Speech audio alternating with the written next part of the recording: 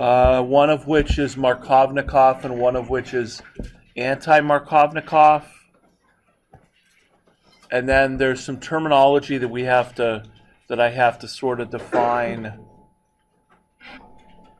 that we're going to be using throughout the alkene reactions. So did you have any questions? And then at the end I can go over the graded problems. Okay.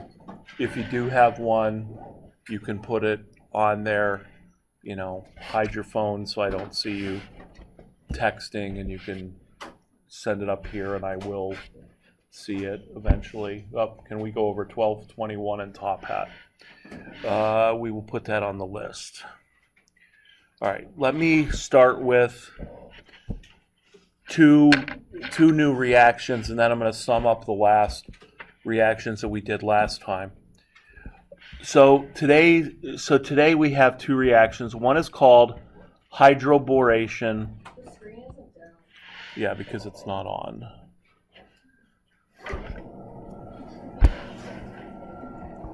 It's Friday.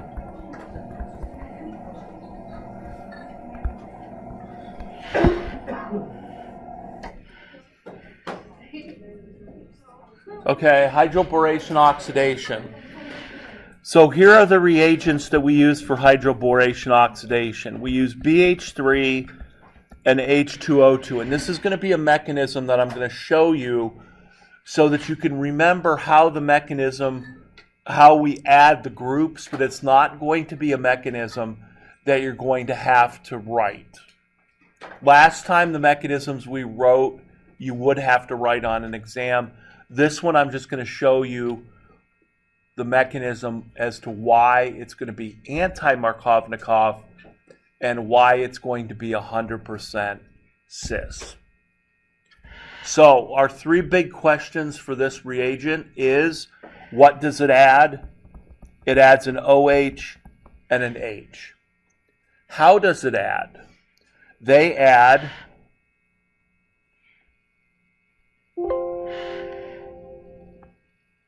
anti-Markovnikov. What does that mean? That means the hydrogen is going to go to the carbon with the least number of hydrogens, as opposed to Markovnikov, where the hydrogen will go to the most number of hydrogens. And then it will add 100% cis. So obviously, because of the way that the groups are going to add, and it's 100% cis, we have a brand new mechanism. And that mechanism will not involve a carbocation. So, BH3H2O2, this is a two-step mechanism. So what happens is that if I take my double bond, and I'll take and just have this as my double bond. What I'm going to do is I'm going to add BH3, which is called borane. So that's where the hydroboration comes from. So this is borane, BH3. Now, BH3 has, let me write that over here. BH3 has 3 hydrogens attached to the boron.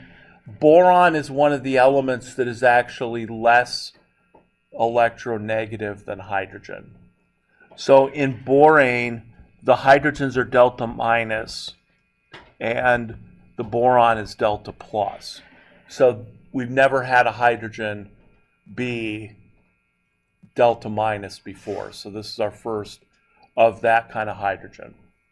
And what happens is that if you think about me taking the boron and the hydrogen bond, and I'm just going to write the other 2 hydrogens, what can happen is that we can actually form a 4-membered ring transition state so that the boron and the hydrogen get added all at once to the double bond. So the arrows would move something like this. This pair of electrons from the double bond would go to bond the boron, And then the hydrogen would take its pair of electrons and go to the carbon. And that would give us a transition state that is a square. So we would have a partial bond to the boron, a partial bond to the hydrogen, a partial bond from carbon and hydrogen, and then we would have a partial bond because I'm breaking the carbon-carbon double bond. So this would be our transition state. So it's going to be a square.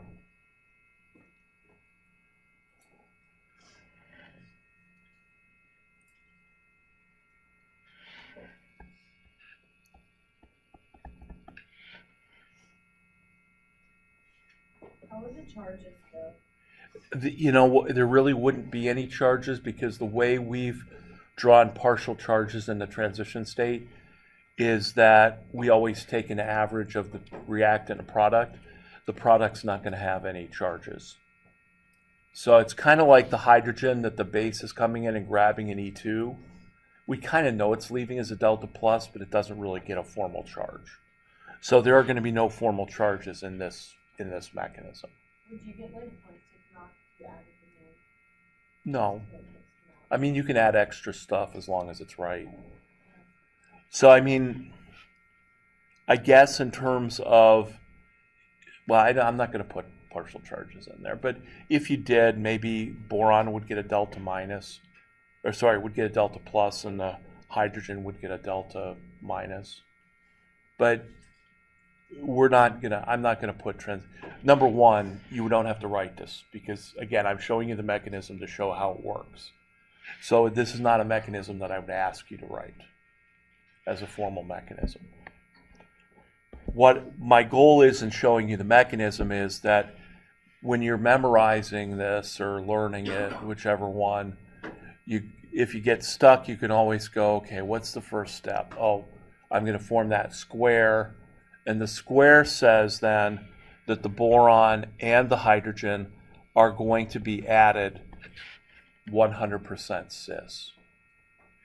And the significance of the square is that you cannot, if you have a ring, you cannot in a four-membered ring stretch the boron on top of the ring and have the hydrogen on the bottom of the ring. They must add to the same side of the double bond. So when you have a four-membered ring, or later on next week we'll have a five-membered ring, those are not big enough to add one group above the plane and the other group below. They have to plop themselves on the same side. So whenever you have a square or a pentagon, you will always have 100% cis. Okay.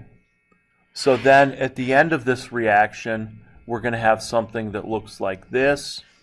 We're going to have the CH attached to the BH2, and we're going to have then the hydrogen added to the carbon.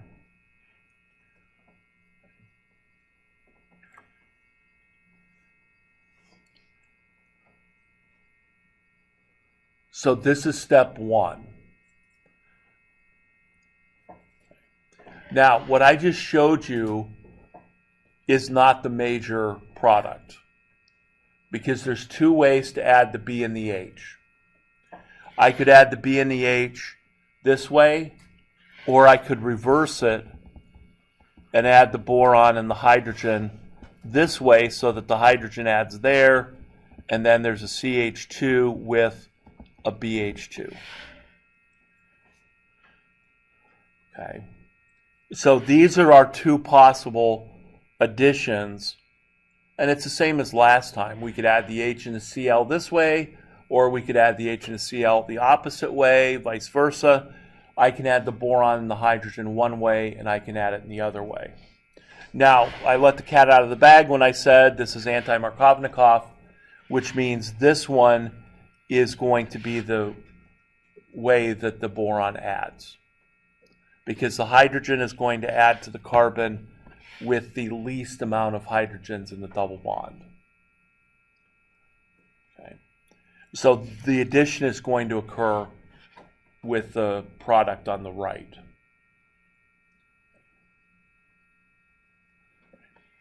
So this is just step one.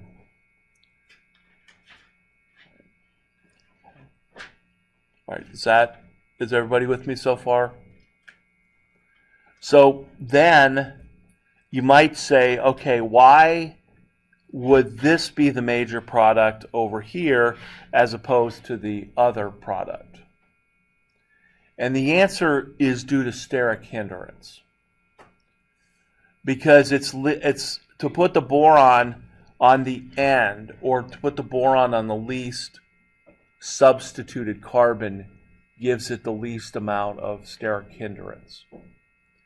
Because there's another part of this mechanism that you may not really see in my notes, but I'm gonna expand on it, and that is that I have two more BH bonds that I can do this process with.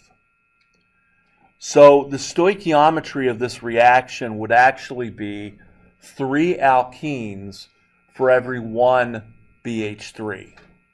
Because each BH3 has 3 hydrogens it can give to a double bond. And so what would happen is if I had that molecule, which I'm going to write again over here, if I have that CH with the hydrogen here, the CH2 now attached to the boron, it's going to be a BH with another H on it, another alkene,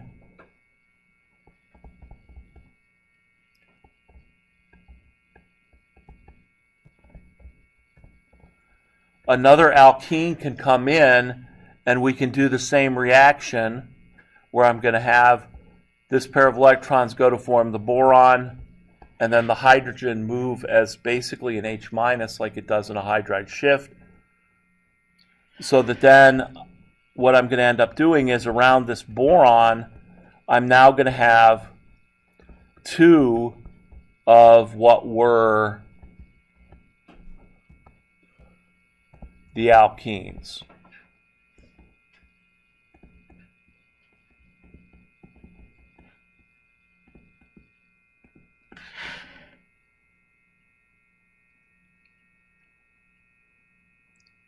So the boron can react up to 3 times.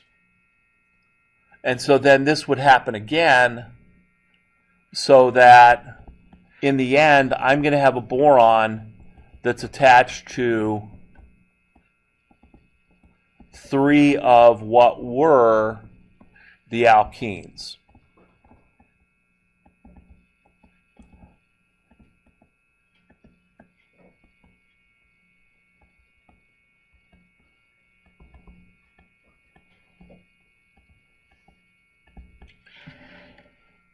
So in the end, this is what the molecule really looks like when you add the boron to 3 different alkenes. Okay.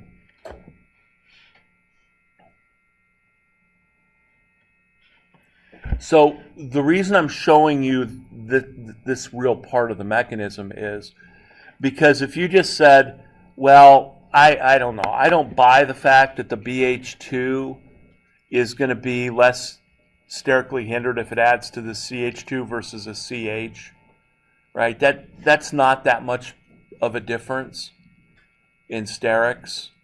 So you're telling me that much of a difference in sterics makes it 100% anti-Markovnikov? And the answer is yes, but it's a little bit easier to see the fact that when I form this entire boron molecule with 3 groups around it, sterics plays a huge role. So we want to add the groups so that the boron is added to the least sterically hindered position, because it's not just 1 alkyl group, it's 3. Right. So given that real mechanism, the boron will add to the carbon that is least sterically hindered. By definition, least sterically hindered means least substituted, which means most hydrogens. And the hydrogen that I added from the boron, this one right here, that's going to be the hydrogen that is added overall. That hydrogen was not added to the carbon with the most hydrogens. It was added to the carbon with the least hydrogens. So this is where the anti-Markovnikov geometry is set up. What would like the structure of that molecule be? So that would be, because boron is missing, well, because it doesn't have to have a completed octet, the boron would be trigonal planar, and it would just have the 3 alkyl groups, like in a zigzag conformation, around it. So, because like in my head, like, so even though the boron assists each one of the molecules, so like the boron would be sitting down here, whereas like each of the molecules kind of going up like that, that doesn't make it like trigonal pyramidal. That might be different. No, it's not. It's going to be trigonal planar. The boron's going to be sitting there, and then the alkyl groups are off to the side. So we look at it from the top, not like. Yeah, we're looking at it now from the top. If we were looking at it from the side, that would be trigonal planar, but then the butyl groups would be like zigzagged off of it. And in this case, the stereochemistry of adding the boron and the hydrogen is not really, it's not critical because there was another hydrogen on there. But if I did this with a ring, you can imagine the sterics would be much more pronounced, because now I got to attach 3 rings to the boron, and definitely the hydrogen and the boron would be on the same side of the ring. So this first step sets up 100% cis and anti-Markovnikov. Okay. And you might say, well, why, what do you mean anti-Markovnikov? You said that you were going to add H and OH. All you've done here is add H and boron. I know, it's step 1. Okay. So now in step 2, what we're going to do is we're going to add peroxide. So I'm going to say we have 3. I'm still going to show this hydrogen explicitly. This is the hydrogen that we added anti-Markovnikovly. I don't think that's a word, but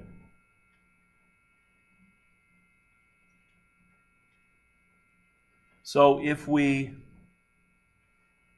do that, then the next step is going to be to add peroxide.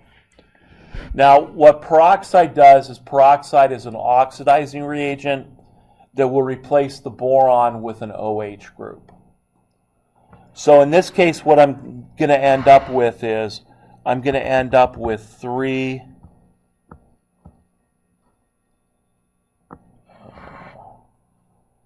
I'm going to go into this mode, but then I'm going to become fairly angry at some point, because in this mode, the pen draws itself.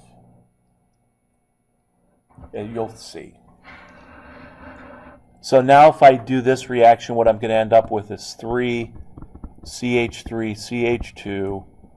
I added the hydrogens, and then I'm going to end up with all 3 of the carbon boron bonds end up becoming replaced with an OH group.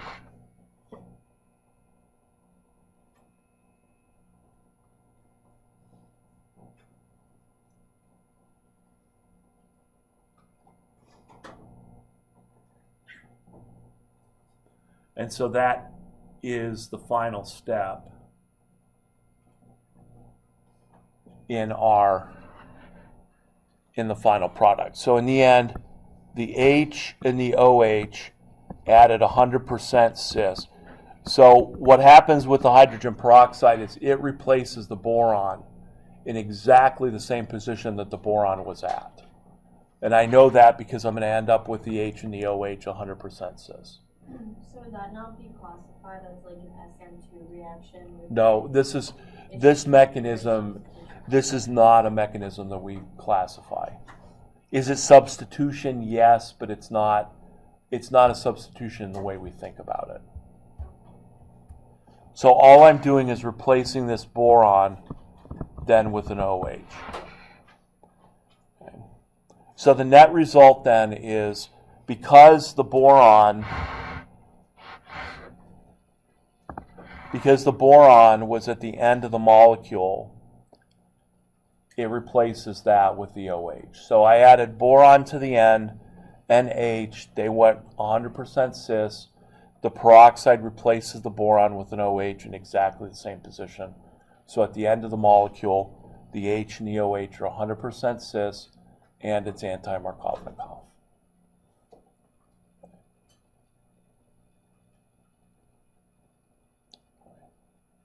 So that's the net result of this reaction.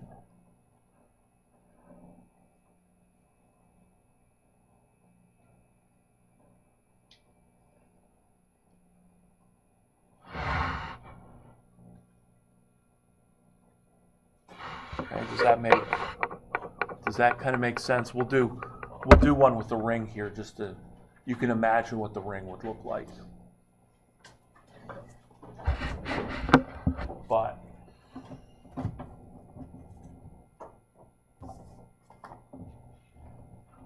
so that's the final product. So if we were thinking about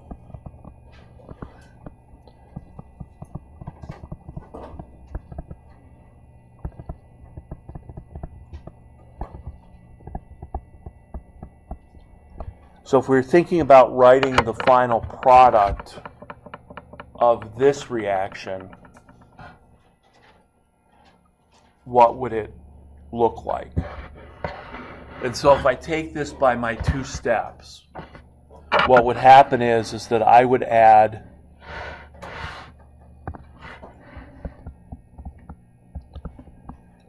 the hydrogen and the boron cis to the ring, and the boron is going to end up on the carbon with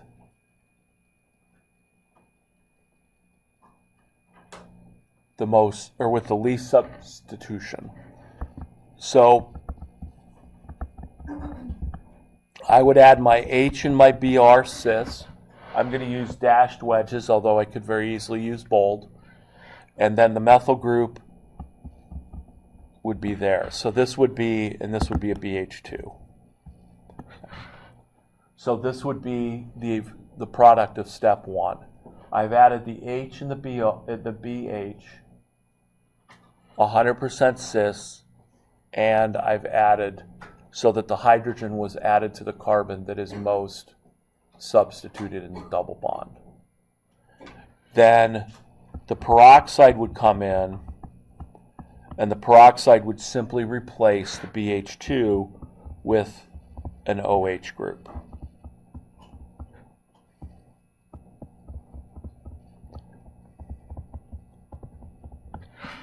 So in the end, that would be my final product.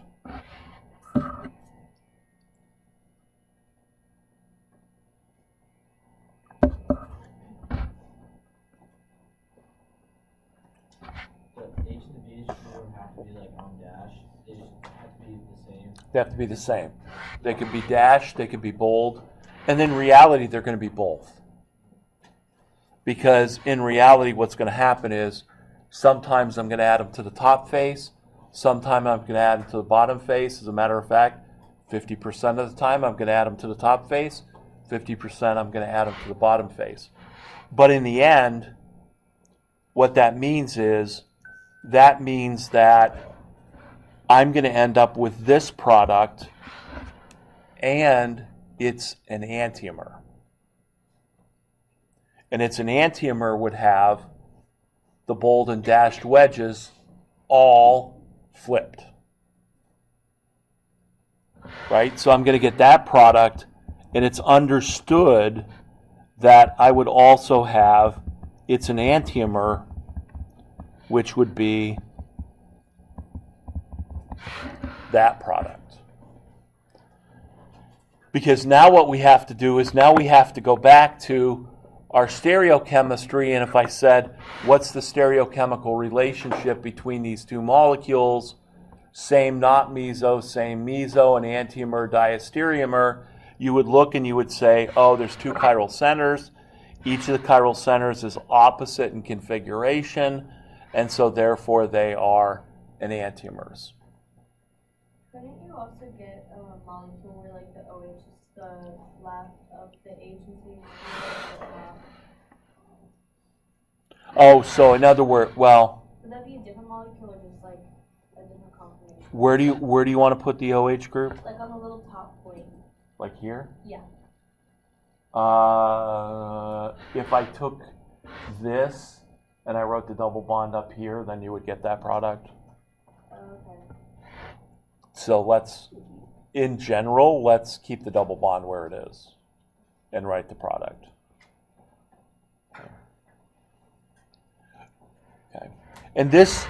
And the idea here that I'm going to get this racemic mixture of enantiomers goes to the idea that there is a key when we're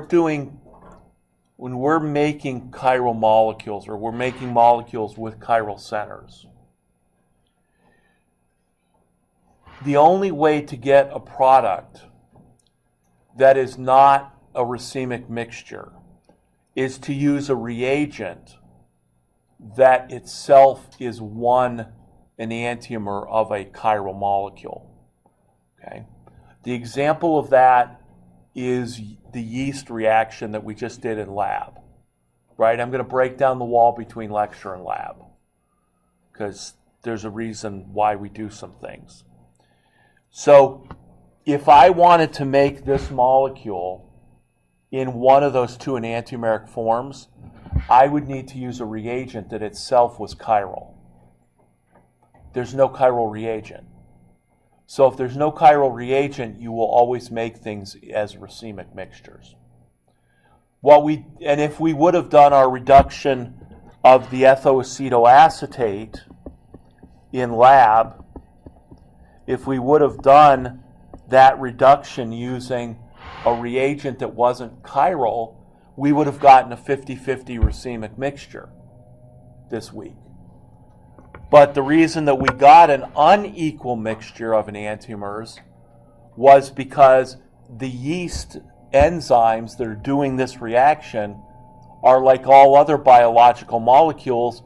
They are one specific enantiomer. And so their chirality builds in the chirality of the final product. Okay. And we didn't really talk about this with enantiomers and diastereomers and racemic mixtures, but if you want to make a chiral drug, next week in lab, we're going to take an Aleve tablet, because when you take an Aleve tablet, or handfuls of Aleve tablets, as I will be doing today, because it's Friday, they are actually made of one enantiomer of that drug. Because the other enantiomer of the drug causes liver toxicity, the one that I'm going to take is going to cure my headache. There's even ibuprofen that is chiral. They'll, take care of your headache in 20 minutes versus an hour. But you always have to check the other enantiomer to make sure it doesn't have any, bad effects. And that's why drugs are usually given as chiral drugs. Number one, somebody has to make those. And in order to make them, they need a chiral template in the reaction to induce the chirality. Or you make it 50-50 and you separate them. But the problem there is we learned that the physical properties of enantiomers are exactly the same except how they rotate plane polarized light. And that's not a separation technique. So if you're going to make a racemic mixture, you've got to separate the two. If you're going to make it chiral to begin with, you need a chiral molecule, and the best chiral molecules are usually enzymes, plant materials. Plants have a great way of forming chiral molecules, because the essential oils that we have are usually, for chiral molecules, there's usually an uneven mixture of enantiomers. So when we do this reaction, even though I'm showing the H and OH dashed, there would also be implied H and OH bold. Okay. Now what there is not implied is there is 0 HOH trans. So in this reaction, we have 100% cis of H and OH, which will get confusing here in a minute. When we talk about regio and stereoselectivity. Right. So, hydroboration oxidation, BH3H2O2. What am I adding? HOH. How am I adding it? Anti-Markovnikov. How am I adding it? 100% cis.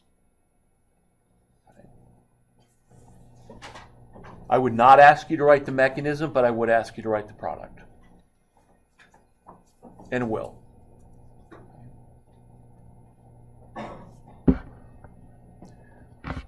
Okay. So that's hydroboration oxidation. Now, you asked about, so you asked what would the boron look like? So it would look like this. So there are my 4 butyl groups that are attached to the gold boron. So you can see it is trigonal planar. It's a trigonal planar molecule here, and the butyl groups are just hanging off of it. So once you put 3 alkyl groups on the boron, steric hindrance really does play a role, so that you want to put the boron on the least sterically hindered carbon, which means the boron goes on the carbon with the least number of alkyl groups, which means the boron goes on the carbon with the most hydrogens. And that's normally in Markovnikov addition where the H would go. Okay. So that's what it would look like.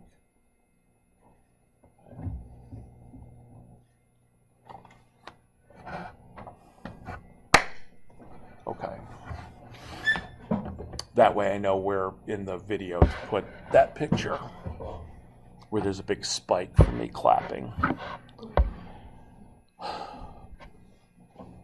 Okay, does that make sense for hydroboration oxidation? So there's not a mechanism, you just have to kind of remember, okay, we're going to add H and OH anti-Markovnikov 100% cis. The 100% cis is really only going to come into play in the rings.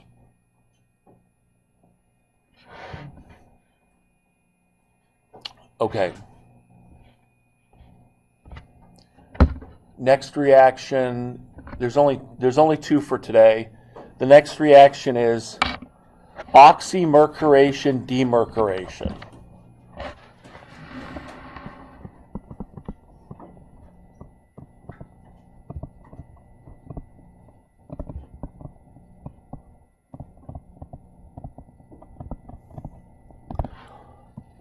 This is a good reaction to do in the lab, in an academic lab.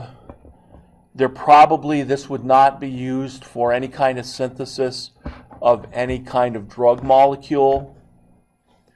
And the reason for that, I'll go off on my little mercury tangent here for a minute. Mercury is, sometimes you can do great reactions with it, but the problem with mercury is it's a neurotoxin, right? So in Alice in Wonderland, there was the Mad Hatter. He wasn't mad angry, he was mad a little crazy. He was suffering from a neuro disease because he was a hatter. And in the old days, hatters used to make their hats, the brims, really stiff by using mercury. So hatters of the day would take the mercury metal and they would like rub it into the hats, and therefore they would become mercury poisoned and mad. So that's the origin of the Mad Hatter in that tale. It's part tale, it's part real. So nowadays, if you did a demercuration reaction, you'd have to prove to the FDA that you got every single atom of mercury out of your product, which is not impossible, but you're not going to go through that. You're going to find another greener way of doing the reaction. But this is still a reaction that shows up a lot. And so what we're going to do is this. We're going to take our double bond. We'll take the same double bond that we used before, and we're going to react this with mercury acetate. Now, acetate is the deprotonated form of acetic acid. So OC double bond OCH3, so that's an anion. Mercury has a 2+ charge.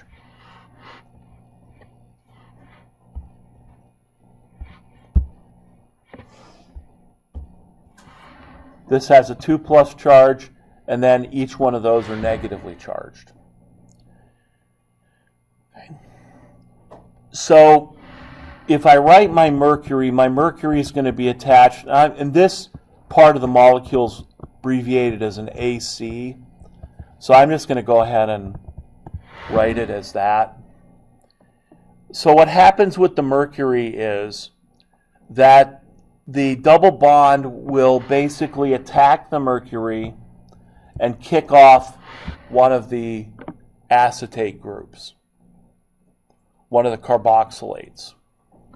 So that what I'm going to end up doing is I'm going to end up adding the mercury to the double bond.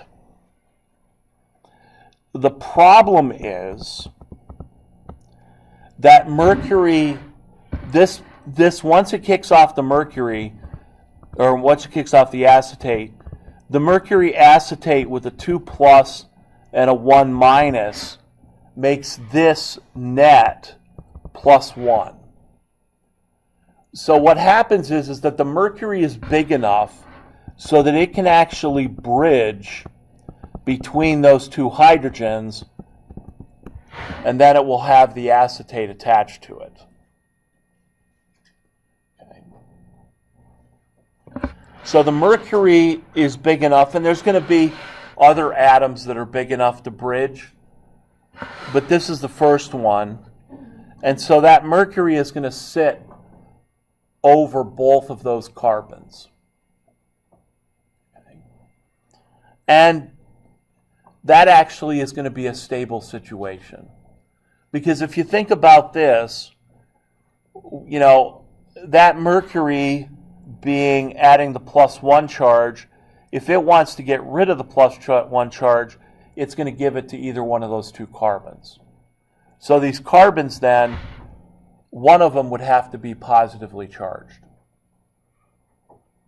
One has to be a carbocation. So if I was to do this reaction and say, okay, let's just add the mercury as our E+. Now last time what was our E+? H+. Right, on Wednesday we were adding H+ to the double bond. Now I'm going to add mercury acetate as my E+, as my electrophile. So if you think about the two possible ways to do this, we could say, okay, let's add the mercury to the first carbon, and I would get that carbocation.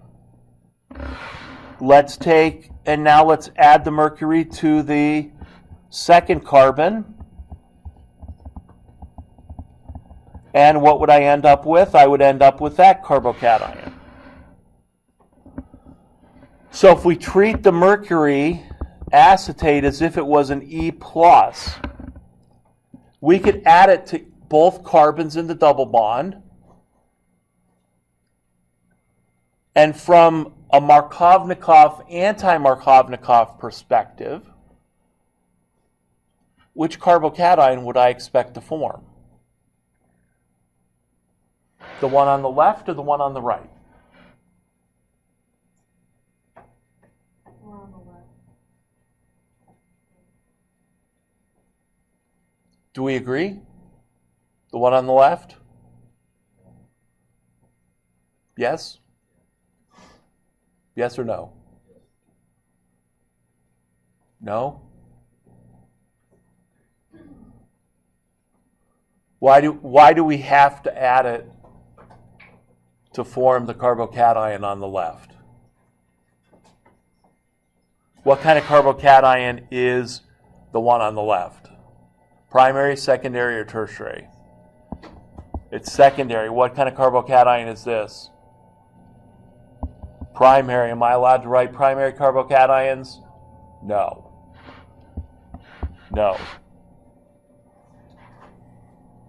So we're going to add the mercury acetate to carbon to the CH2 of the double bond to form the secondary carbocation.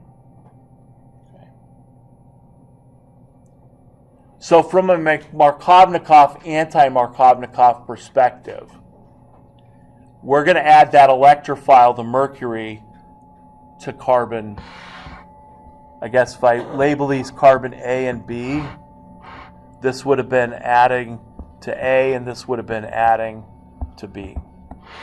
So I'm going to add the mercury 100% to A because I can't form a primary carbocation. Is there ever a case where, like, so is that the transition state up there? Or is there ever a case where that is like the actual We're gonna come back to that triangle in a minute. Okay. So that's what really happens, is we form the triangle. But what I want to point out is that the mercury is going to add, if I was to do this reaction like I did on Wednesday, I'm going to add my E plus, which is like my H plus. I add it to the two carbons.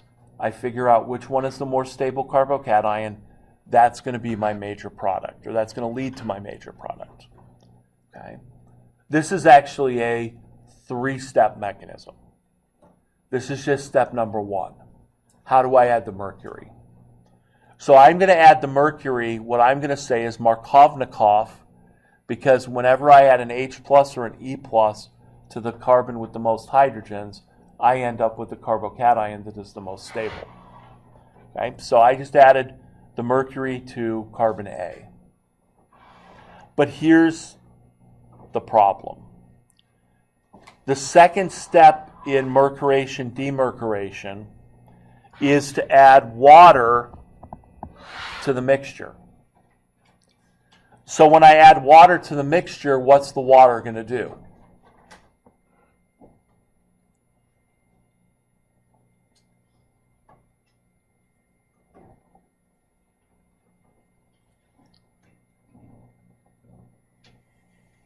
But oxygen will, like, and the carbocation will bond.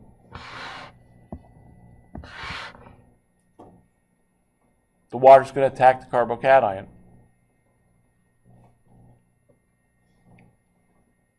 Like an SN1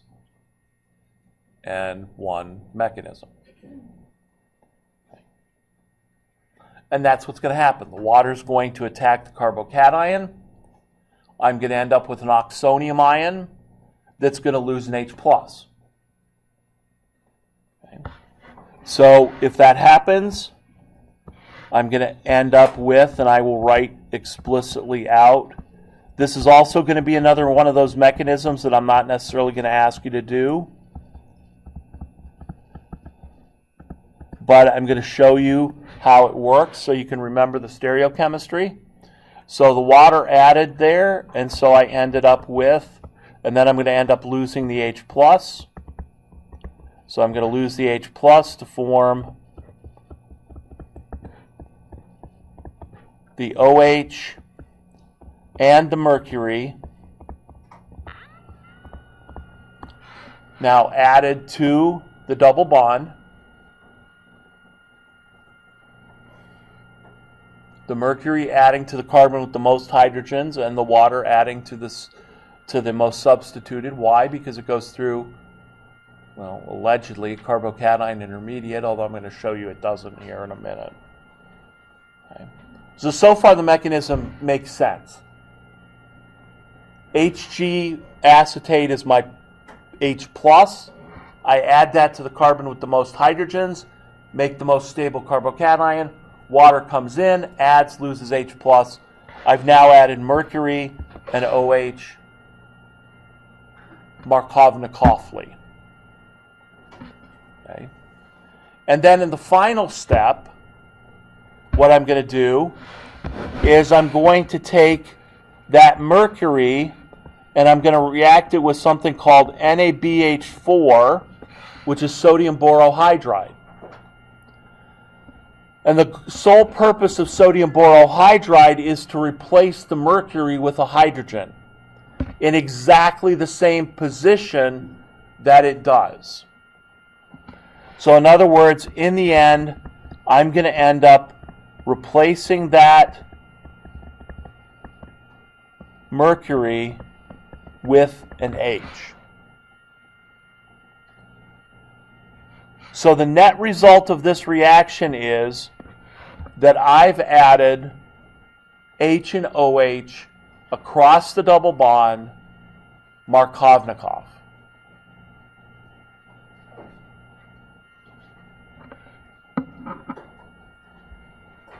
Except, here's the problem.